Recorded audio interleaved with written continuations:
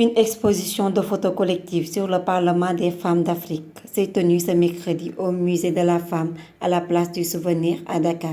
Différents thèmes ont été abordés par les exposants venus de partout en Afrique. Ces derniers expliquent la signification des tableaux. Moi, j'ai choisi comme thème la puberté. Étant passée par là, comme toutes les femmes, ayant une fille en âge de puberté qui est là, je l'ai pris comme modèle. Donc j'ai voulu mettre en lumière cette puberté qui est souvent une période très difficile et très compliquée. Mon thème s'intitule Naloti, c'est en lingala et ça veut dire j'ai fait un rêve.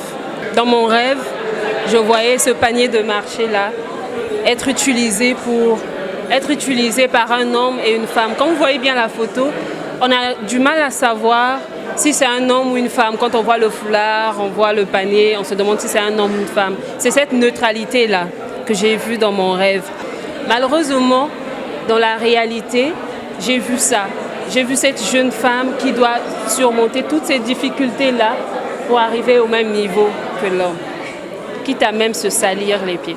Le représentant du ministre de la Culture, Mamadou Ciré Cissé, soutient ces photographes en mettant en leur disposition la cellule genre du ministère de la Culture.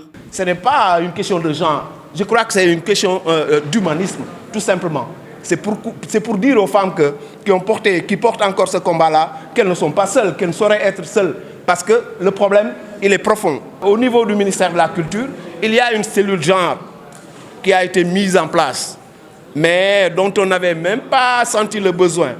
Mais elles ont senti le besoin de le mettre en place pour prendre en charge les choses qui les concernent. C'est l'occasion pour moi de vous dire que tout ce qui se fait, tout ce que vous faites également, peut être porté ou dirigé vers cette cellule-là, qui attend vos projets, qui attend vos initiatives. Partenaire de ce projet, l'ambassadeur de l'Espagne a financé la formation des femmes photographes, confie le chargé d'affaires Antonio González Zabala. L'Agence espagnole de coopération internationale pour le développement, grâce au programme ACERCA, a appuyé une formation destinée aux femmes photographes minoritaires dans ce secteur d'art visuel en Afrique.